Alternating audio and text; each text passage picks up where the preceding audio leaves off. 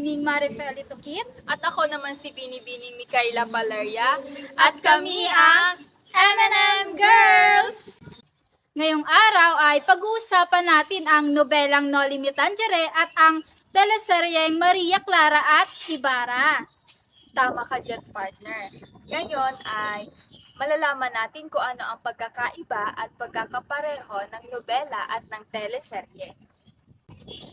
Ang aming susuriin ngayong araw na ito ay ang Kabanata 11 ng Noli Me Tangere na may pamagat na Mga Suliranin ng Guro. Narito ang mga nangyari sa nobela. Sa unang pangyayari ay dinala ng guro si Ibarra sa isang gulod malapit sa lawa na kung saan dito itinapos si Don Rafael na siyang ama ni Ibarra. Ngunit nakaramdam naman ng lungkot si Ibarra sa sinapit ng kanyang ama. Tama, partner. Isinalaysay rin ng guro na doon itinapon ng sepulturero ang bangkay ni Don Rafael at kasama nila noong araw na iyon si Teniente Guevara. Ayan, karagdagan lamang, partner, na naikwento rin ng guro kay Ibarra ang mga suliraning kinakaharap na edukasyon sa San Diego, katulad ng kakulangan sa silid-aralan at kagamitang pampagtuturo at kakulangan ng panghihikayat ng magulang sa mga bata at pagpapabalik ng pamamalo dahil ayon sa padre ay mas epektibo raw iyon upang mas matuto ang mga bata.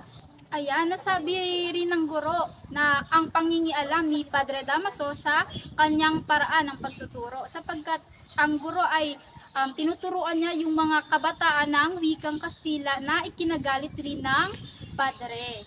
At nangako nga si Ibarra na sasambitin niya ang mga suliraning ikwento ng guro sa pagpupulong sa tribunal. Ngayon ay hinanap talaga namin ang ika-11 na kabanata sa teleseryeng Maria Clara at Ibarra. Akala namin ni partner na nasa episode 19 ang kabanata 11, ngunit nang mapanood namin ito ay kakaiba ang nakapaloob sa teleserye. Ngayon ay isasalaysay naman namin ang aming napanood sa Maria Clara at Ibarra episode 19. At dito, ang mga tauhan ay si Binibining Clay, Maria Clara, Piloso Potasio, Ibarra, Sisa at si Basilio. Ang nangyari sa episode na ito ay si Sisa ay nagmamadaling pumunta kina Crisostomo at Binibining Clay. Nasabi niya, partner, na nais niya itong kausapin upang masolusyonan ang kanilang suliranin nilang mag-ina. Ngunit nasabi niya rin na binawi ng Sakristan Mayor ang kanyang mga anak. Nakakalungkot, hindi ba? Oo nga, partner. Ayan, wala rin nagawa si Sisa sapagkat kailangan niya magbayad ng multa sa pagnanakaw ng kanyang mga anak. At labis rin ang kanyang paghihinagpis nang makuha si Crispin ng Sakristan Mayor at ng kura. At si Basilio naman ay naiwan sa kanya. Ayan. Ngunit sinabihan naman ni Sisa si Basilio na ikwento ang napanaginipan nito. Tatanggi sana si Basilio dahil sinabi niya na panaginip lamang iyon at hindi totoo. Tama naman, di ba, partner? Na Oo, partner. ang panaginip ay hindi nagkakatotoo.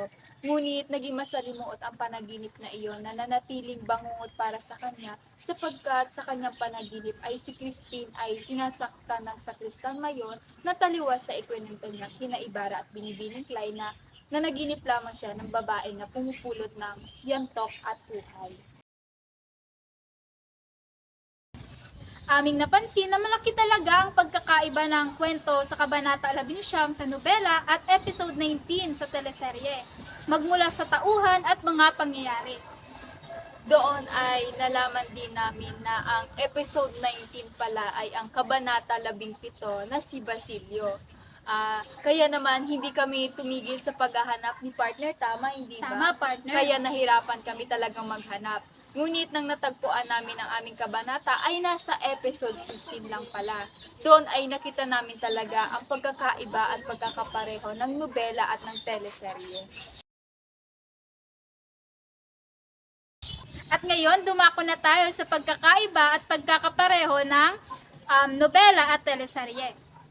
Sa nobela, ang mga nabanggit lamang na tauhan ay sina ang guro at si Ibarra. Talaga ba, partner? Oo, partner. Doon sa, di ba doon sa napanood natin sa teleserye ay may nadagdag na tauhan. Ito ay sina Binibining Clay at Ginoong Fidel. Ngunit naroon din sa kabanatang iyon ay si Maria Clara, si Padre Damaso, si Tia Isabel at si Ibarra at ang guro. At sa pagkakatulad naman ay parehong nabanggit ang Kuro at si Ibarra. Maging si Padre Damaso ay nabanggit din sa nobela at sa teleserye. At sa tagpuan naman, partner, nabanggit na sa lawa itinapon ang bangkay ni Don Rafael. Ayon ito sa guro. At nung nag-uusap sila ay may mga mangingisda sa lawa. Ngunit partner, doon sa ating napanood ay sa ilog ang tagpuan ng Guro at Ibarra. At doon din itinapon si Don Rafael.